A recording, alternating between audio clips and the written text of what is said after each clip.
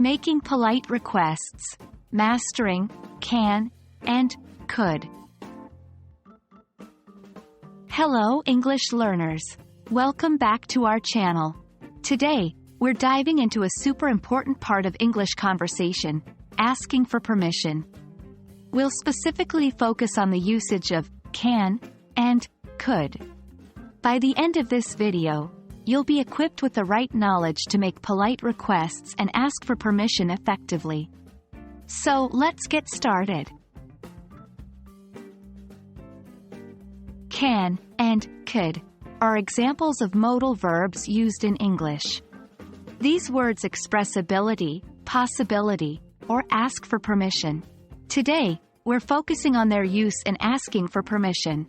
Can is more direct and is often used in informal or familiar situations. For example, can I use your pen? Could, on the other hand, is more polite and formal.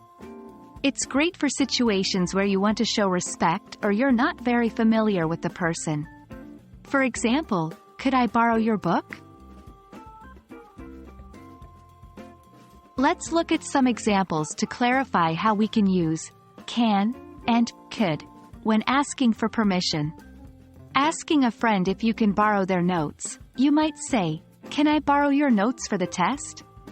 However, if you're asking a professor or someone you want to show more respect to, you could ask, "Could I have a moment of your time?" Notice the difference? Could sounds a bit more respectful and formal than can. Now, how do you respond when someone uses can or could to ask for permission?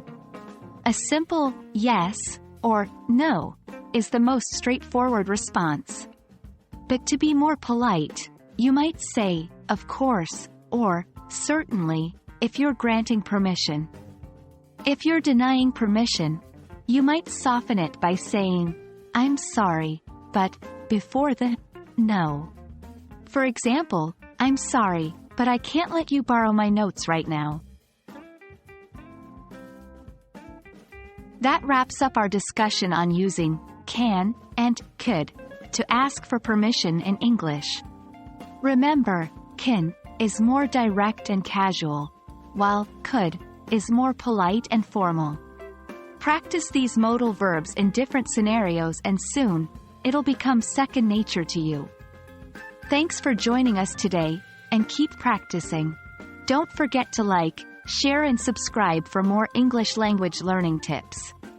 Until next time, happy learning!